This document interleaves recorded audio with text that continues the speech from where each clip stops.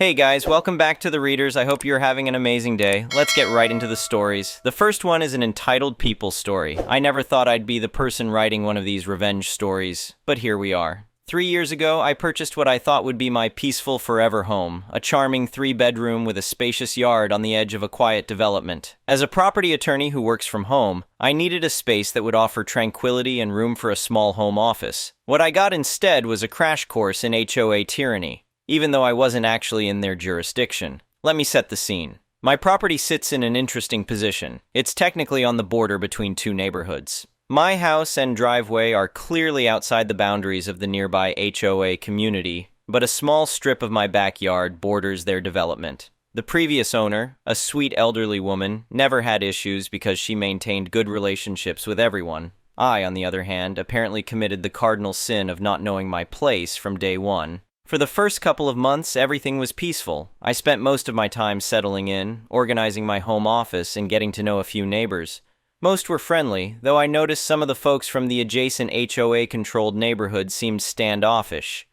No big deal. I wasn't trying to win any popularity contests. About 3 months after moving in, I decided it was time to start some of the renovations I'd been planning. The backyard was my first priority. It was mostly empty space, and I wanted to build a small workshop shed near the back of the property where I could work on woodworking projects. I checked local zoning laws, applied for the proper permits, and even hired a surveyor to make absolutely certain I was building within my property boundaries. Everything was by the book. The trouble started on a Tuesday afternoon. I was on a conference call with a client when someone began pounding on my front door like they were trying to break it down. I excused myself, put the call on hold, and opened the door to find a middle-aged woman with a severe bob haircut and an expression that suggested she'd just smelled something particularly offensive. "Can I help you?" I asked, trying to maintain my professional composure despite the interruption. She thrust a piece of paper toward me. "This is a notice of violation. Your unauthorized construction project needs to stop immediately." I glanced at the paper, which was emblazoned with the logo of the nearby neighborhood's HOA. "I think there's been a misunderstanding. I'm not part of your HOA." Her eyes narrowed. "All homes in this area are under our jurisdiction. Your backyard shed violates our height restrictions and aesthetic guidelines." "I'm sorry, but that's not correct. My property is outside your HOA boundaries. I've verified this with county records." Her face flushed red. "I'm the HOA board president, and I'm telling you that you're in violation. If you don't stop construction immediately, there will be consequences." I remained calm, even as my internal alarm bells were ringing. "I understand your concern, but I've done my due diligence. I have the property deed and survey records that clearly show I'm not in your HOA. I've also obtained all the necessary permits from the county." "We'll see about that," she snapped. "You'll regret not complying." With that, she turned on her heel and marched down my driveway. I closed the door and returned to my call, slightly shaken but not too concerned. As a property attorney, I dealt with boundary disputes and HOA overreach professionally. I knew my rights. What I didn't know was how quickly things would escalate. A week later, I was returning from a grocery run when I spotted 2 police cruisers parked in my driveway. Standing next to them was the HOA president, arms crossed and wearing what I can only describe as a smug smile. My heart sank, but I took a deep breath and approached with my grocery bags in hand. "Good afternoon, officers. Is there something I can help you with?" I asked, trying to keep my voice steady. One of the officers stepped forward. "Sir, we received a call about trespassing and unauthorized construction on HOA property. This lady claims you're building illegally on land that belongs to their association." I glanced at the HOA president, who was practically vibrating with self-satisfaction. "Officers, there's been a misunderstanding. This is my property, purchased legally 3 months ago. I'm not part of any HOA, and I have all the necessary permits for the workshop I'm building." "He's lying," the HOA president interjected. "Our records clearly show this property falls within our boundaries." The officers looked uncomfortable, caught between 2 conflicting stories. "If you'll allow me to put these groceries down, I can show you my property deed and the construction permits," I offered. Inside, I retrieved my carefully organized folder of documents, the one I kept specifically because I'd dealt with similar situations professionally and knew the importance of having paperwork readily available. I returned to the officers and spread out the documents on the hood of my car. "Here's my property deed, which clearly shows the boundaries. Here's the recent survey I had done before beginning construction, and these are my approved permits from the county building department." The officers examined the documents while the HOA president peered over their shoulders, her expression darkening. "These all appear to be in order. one officer said finally. "The property lines shown here do indicate that your home is outside the HOA boundaries, with only a small portion of your backyard bordering their development." "That's impossible," the HOA president sputtered. "All homes in this area are part of our association." "Ma'am," the second officer said gently, "the documents are clear. This property is not within your HOA jurisdiction." She glared at me. "This isn't over. Our attorney will be contacting you." The officers apologized for the disturbance and left, leaving me alone with the HOA president. "I don't know what you're trying to accomplish," I said, keeping my voice level, "but I suggest you check your own records before escalating this further." "You think you're so smart," she hissed. "Nobody gets away with defying our standards. Your little shed is an eyesore that will bring down property values, and I won't stand for it." As she stormed off, I had a sinking feeling that this was just the beginning. I was right. Over the following month, the harassment escalated to levels I wouldn't have believed if I hadn't experienced them firsthand. Every day, I'd find violation notices taped to my door, sometimes multiple times a day. They cited everything from unapproved construction to improper landscaping and even noise violations, despite the fact that I worked quietly from home. Then neighbors from the HOA community started parking their cars in front of my house, sometimes blocking my driveway. When I go out to ask them to move, they'd claim it was public street parking and they could park wherever they wanted. Technically true, but the pattern was too consistent to be coincidence. The real shock came when I received a certified letter claiming I owed $3,500 in HOA fines and back dues. The letter threatened legal action if I didn't pay within 30 days. I wrote a response formally contesting their jurisdiction and demanding they cease all harassment, but that only seemed to intensify their efforts. I installed security cameras around my property, partly for protection and partly to gather evidence. It didn't take long to catch board members trespassing. My cameras recorded the HOA president and two others walking around my backyard with measuring tapes and taking photographs while I was out running errands. Another time, someone identifying himself as an HOA inspector tried to enter my workshop when I was on a video call with a client. The final straw came when I returned from a weekend visiting my parents to find survey stakes placed throughout my yard, stakes that hadn't been there when I left. Someone had attempted to redraw my property boundaries, moving them several feet inward to make it appear that my workshop was encroaching on HOA territory.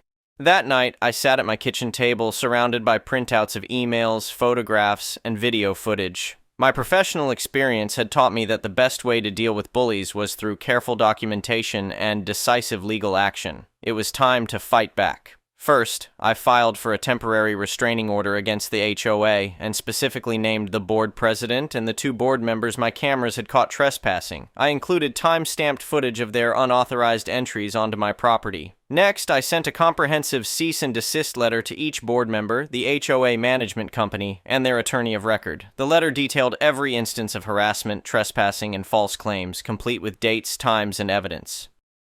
Then I filed formal complaints with local authorities about harassment and trespassing. The responding officers were the same ones who had been called to my home before, and they remembered the situation. They took my complaints seriously, but I didn't stop there. My legal background gave me tools that the average homeowner might not have. I began researching the HOA registration with the state and discovered they hadn't properly filed certain required documents for nearly 3 years. Their bylaw amendments weren't properly recorded, and their tax filings showed discrepancies. I also discovered something interesting. My property wasn't the only one they were falsely claiming jurisdiction over. There were at least 7 other homes along the boundary that were technically outside the HOA but had been bullied into compliance. Most of these homeowners didn't have the legal background to challenge the HOA and had simply been paying dues and following rules that didn't actually apply to them.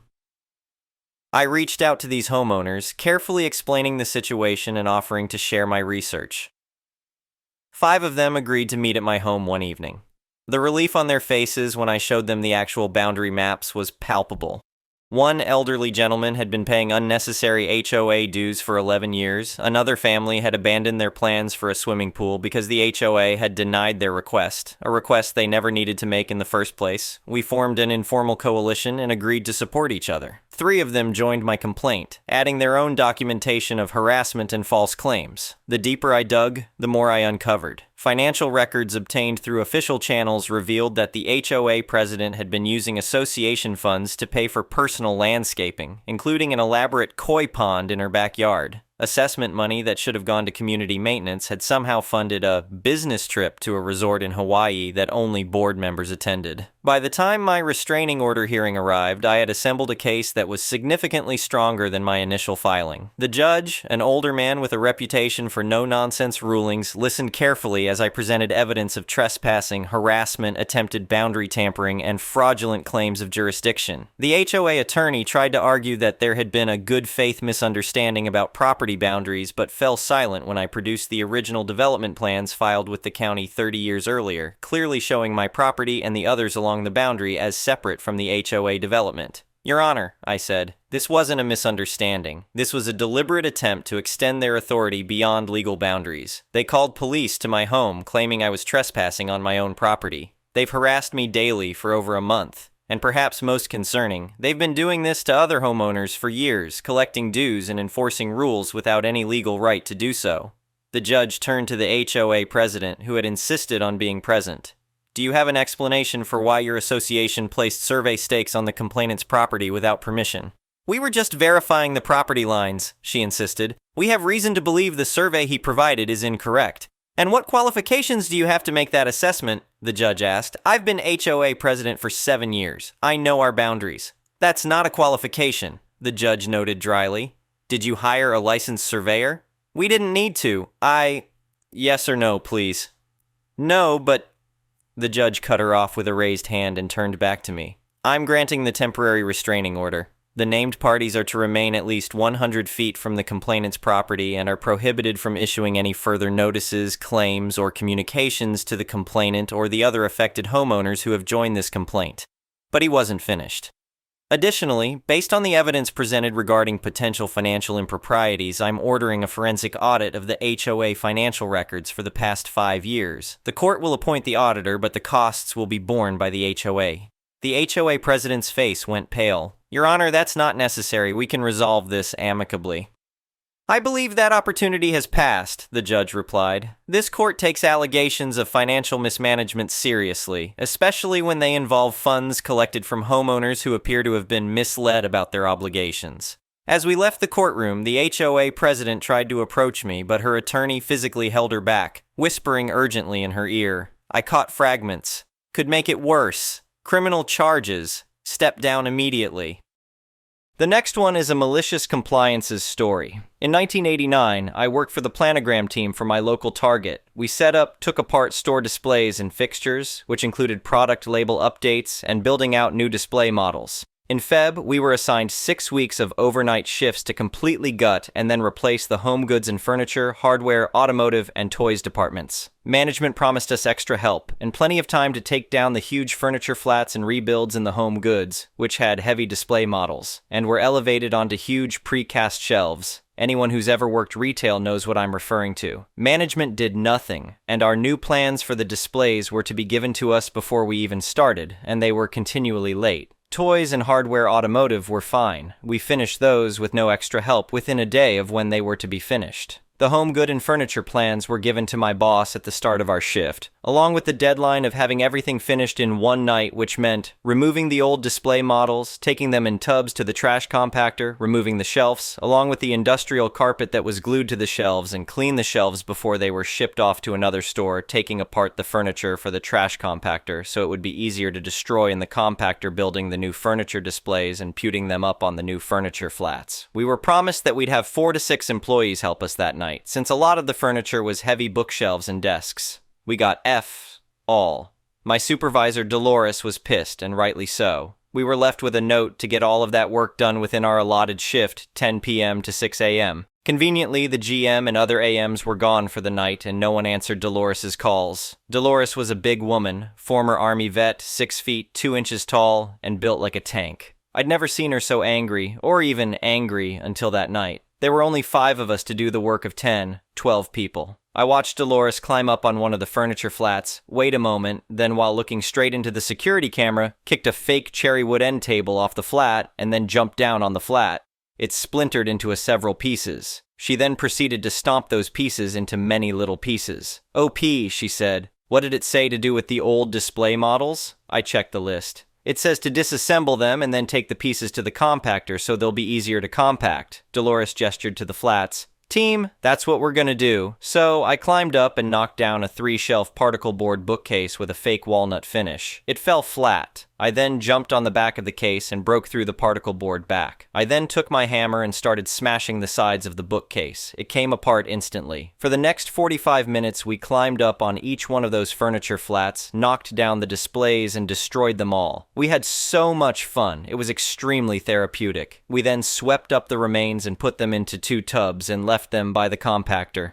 We did manage to get the old displays down and put the new ones up. We were unable to remove the carpet from the old shelves as it was glued down, and we didn't have any solvents to use. We also left the new displays in their boxes, as there was no time to put them together. Dolores waited until the morning AM showed up and then tore the guy a new one before leaving. When I came to work that night, the new furniture was already put together and up on the new displays. We were also given an apology by the regional manager, who Dolores called that day to let him know we'd been screwed over with an impossible deadine and given a free pizza dinner for our trouble. I left Target 2 months later and moved out of state. Dolores retired 6 months later. The next one is a pro-revenge story. I had a job working warehouse delivery for a store. The entire corporate structure was built on treating the people below you like crap, and that was passed down through every level. Managers would just bark orders and idiot you out for any reason they could think of. They paid about 25 cents over minimum wage, and the bosses drove BMWs and Mercedes.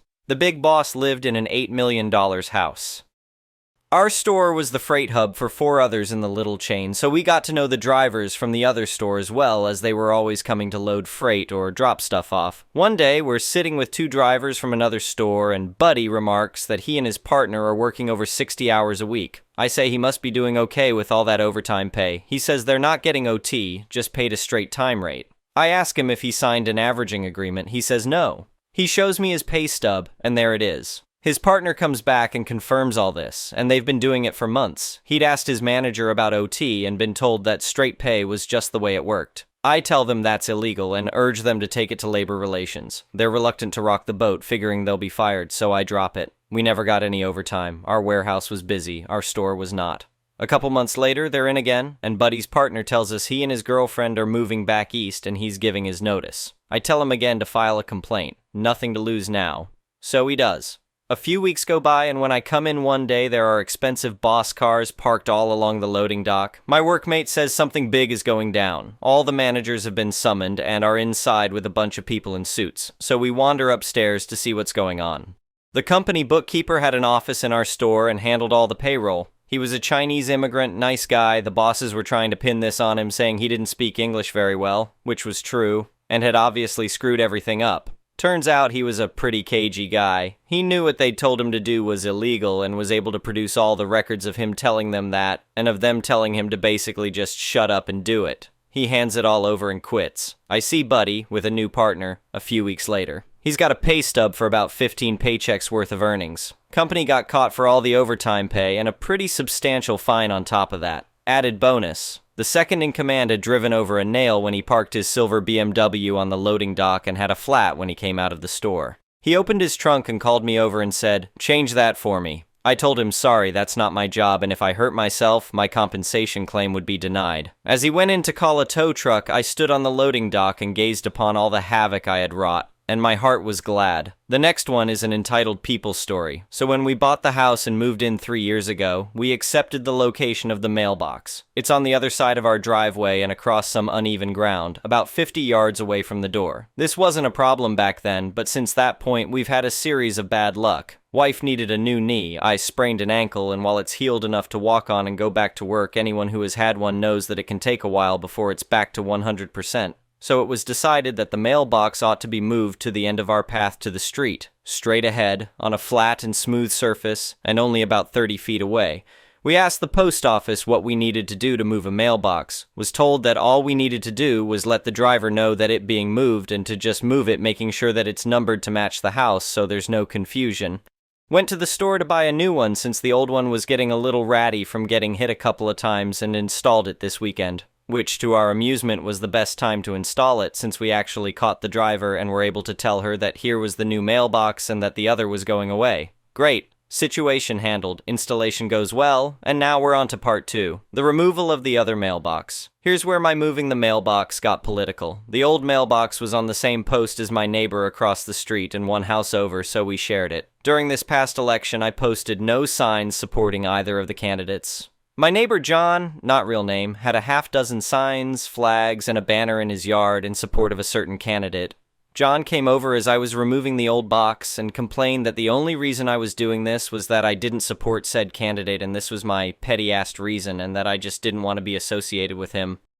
In truth, I didn't want to be associated with him. Largely before we knew he was a supporter, he wasn't a very pleasant person. Walking my dog, he'd yell at me to keep that goddamn mud off of my yard, even though I was on my side of the street. He'd also call animal control on me about my chickens running loose across his yard, when in reality it was his neighbor to his right that had the chickens. I don't have any, although I did buy a used chicken coop since it's also a very nice unit for keeping my wife's Angora rabbits in, so I could see the confusion. We used to wave to him like we'd do for any of our neighbors we'd see outside, and he never waved back, typically just ignoring us and making a point to look at something, anything else other than us. Unless we had the dog and he'd watch us like a hawk to make sure we didn't come near his lawn.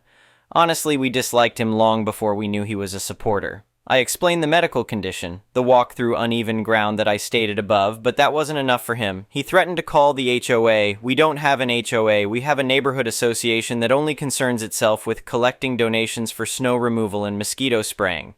I just finished removing the mailbox and went back inside and vowed to ignore him from here on out. The next one is an entitled parent story. Me, M47, and my daughter, F17, live in Canada. There are many outdoor rinks in our area, and we have a favorite one because there are team benches, sturdy boards, it's Zamboni-ed by the city every hour, and it's just generally well kept. You can reserve an hour at a time on this sign-up sheet for $15, but it's free to skate as long as nobody has booked for that time. My daughter plays a very high level of competitive ice hockey, and she often reserves an hour or two and invites many of her teammates to this rink for fun so they can play casually.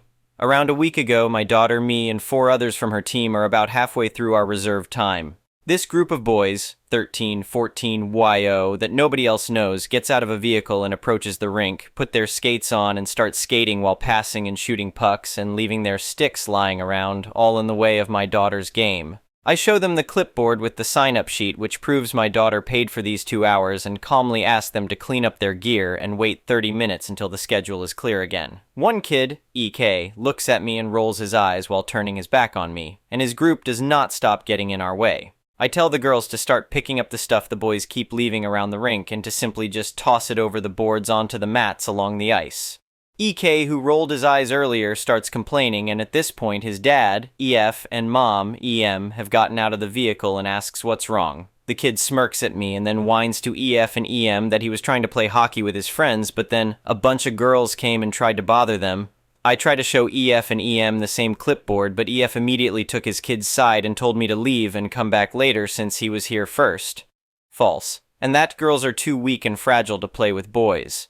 A few minutes later, a worker from the city comes by and shows EF that we in fact are entitled to the rink for the next half hour, regardless of who arrived first since we paid for that specific time. EM suggested going to a different rink, but EF said, "No, I'll get these girls to leave."